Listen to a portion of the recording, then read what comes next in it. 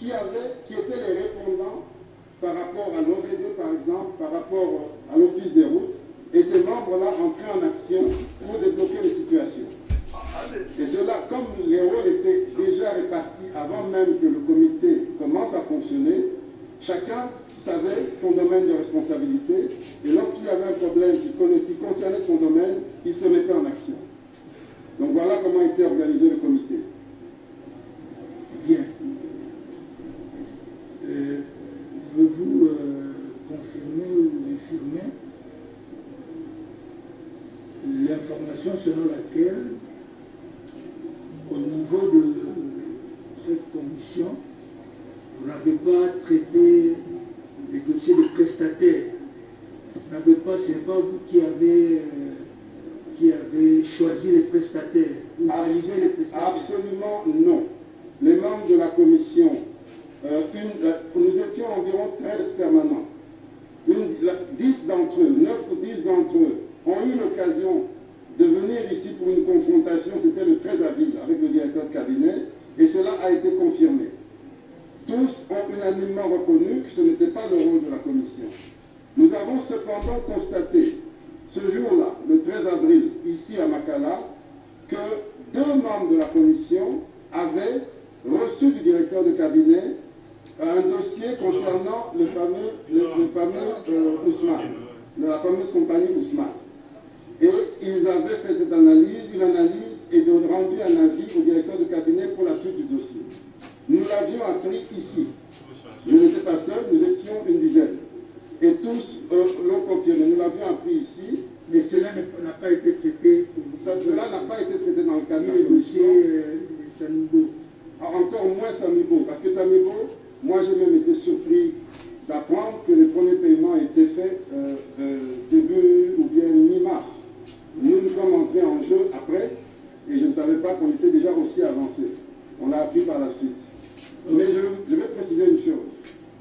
Nous n'étions pas impliqués ni dans l'identification des projets. Globalement, en tant que commission, il est possible que certains membres, à titre individuel ou dans un autre cadre que j'ignore, aient participé à l'identification des projets, à la sélection des entreprises, mais en tant que commission, ça n'a jamais été le cas.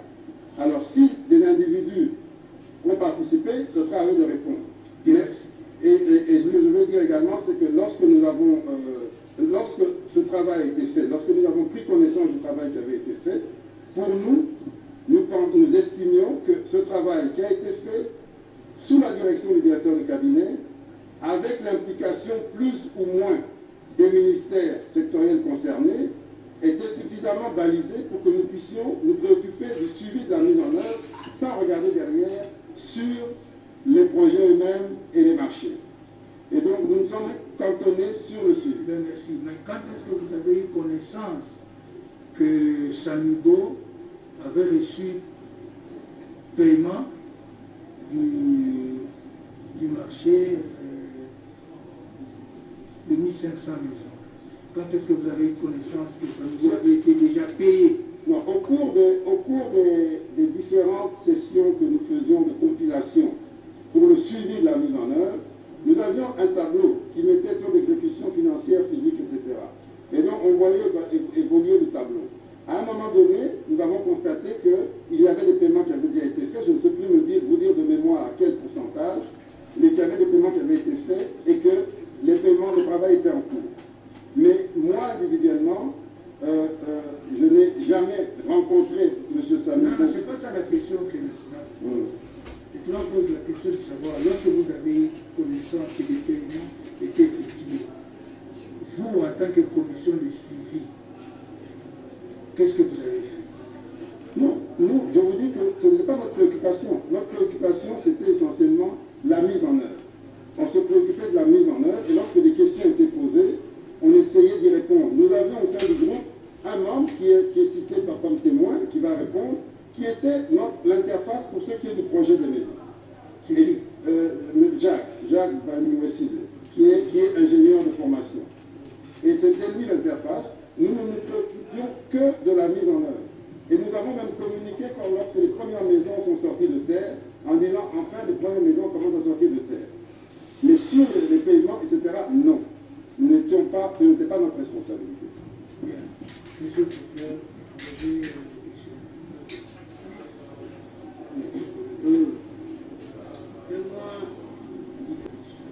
quelques membres de la commission qui sont entrés en contact avec votre cabinet pour une quelconque réunion. Avez-vous reçu des rapports de ces personnes sur les échanges, sur une séance de travail qui a été faite avec votre cabinet? Entre qui et qui? Membres de la commission, vous membres de la commission. Oui. Vous avez relevé ici qu'il y a certains membres qui sont entrés en contact avec votre cabinet pour quelconque travail et que c'est à eux de répondre. La question de savoir, est-ce que vous avez reçu un rapport? Non, n'a pas reçu de rapport. Le directeur de cabinet, dans le fonctionnement du cabinet de la présidente, le directeur de cabinet est le premier patron de l'administration, c'est celui qui ordonne les dépenses, c'est celui qui représente l'administration vis-à-vis des tiers, c'est celui qui représente le cabinet. Et donc, à ce titre, il a le droit de demander à n'importe quel membre du cabinet un travail. Et donc, quand il le fait, il peut le faire, il est libre de le faire. Et dans ce cas-là, il l'a fait. Il ne nous a jamais été dit que c'était un travail entré dans le cadre de la commission. Et nous n'avons jamais statué en tant que commission sur ce dossier. Donc, il l'a fait, ils ont rendu leur rapport. Nous n'étions au courant de rien. Nous l'avons appris ici le 13 avril, qui avait eu ce travail. Ok. Connaissez-vous le prévenu Moïse?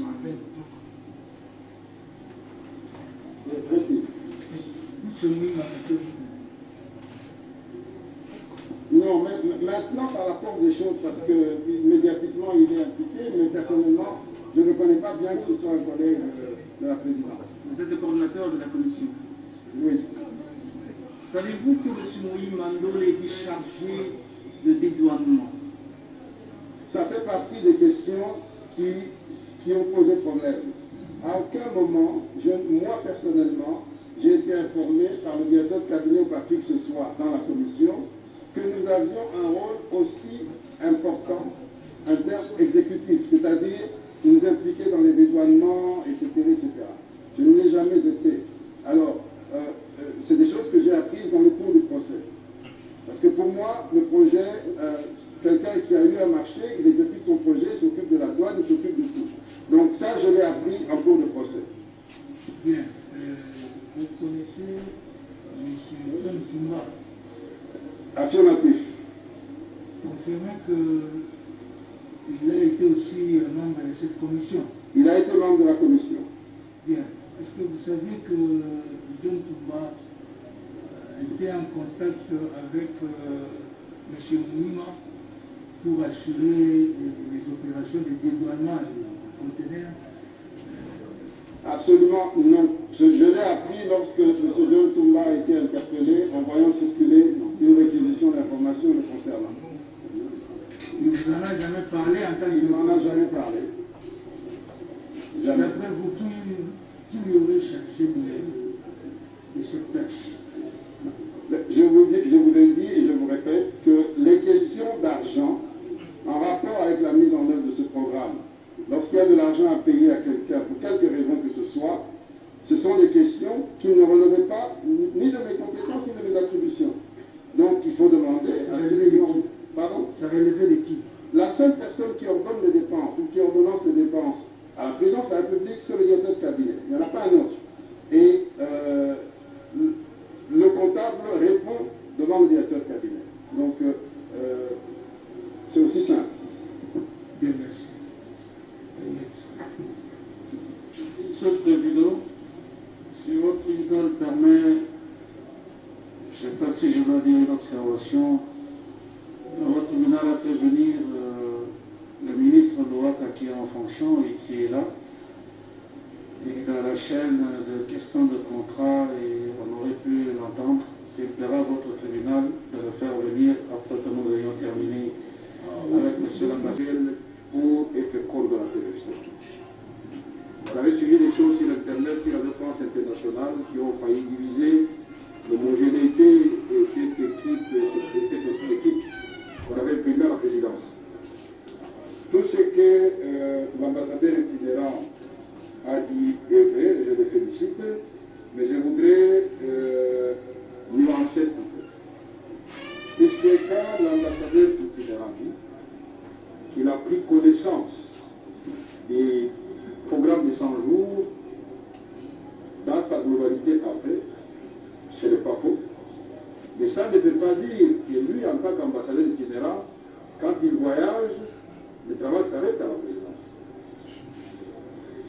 J'ai toujours recouru à leur expertise, et ils peuvent le témoigner, même pour des choses qui ne regardent pas la commission. Je demande à tel expert, si je m'en vais dire, de me donner son avis sur tel dossier, parce que je sais pertinemment bien que telle personne a telle expérience et telle formation. Donc, au niveau de la commission, personne n'a jamais dit que c'est eux qui retiennent les prestataires, non. Les projets ciblés qui existaient et les autres que l'Office de route a été de sorte de moutons, nous avions chargé la commission que ces différents prestataires viennent démontrer ce que sera ce projet de faisabilité. À 2 reprises, monsieur l'ambassadeur itinérant, vous avez eu à me céder votre place. Puisque de temps en temps, je voulais voir comment se passent les choses, notamment, je crois, les jours de l'audition du BG, de la Régie des eaux, de la SNES, je ne me souviens plus très bien.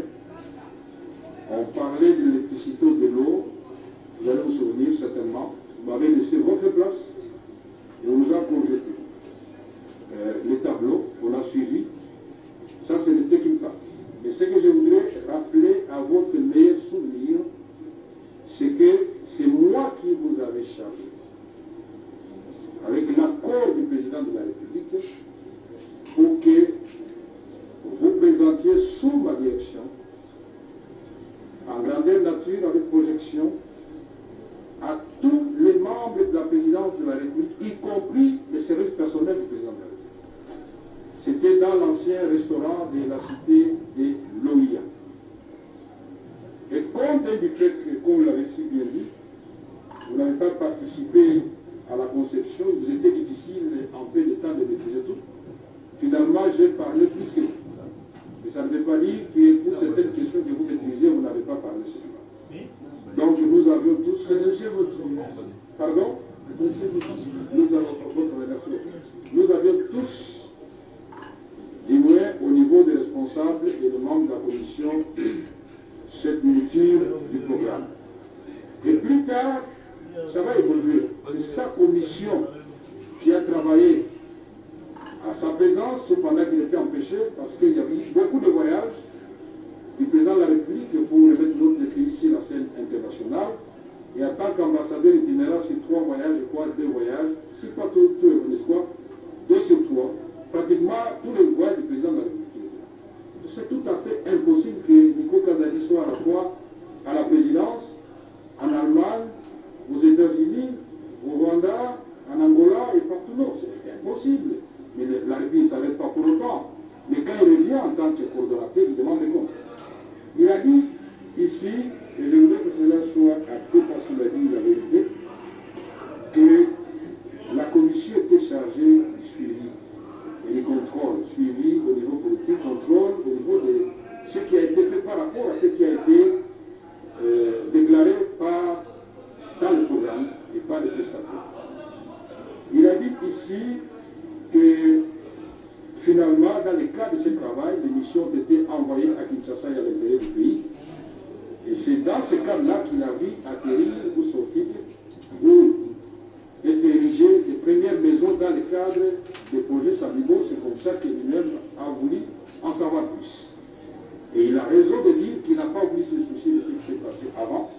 Et à partir du moment où il a pris connaissance des dossiers, ils avaient un tableau qui faisait régulièrement, il le faisait très bien, des taux d'exécution physique et des taux d'exécution financière à l'intention du cabinet du chef de l'État.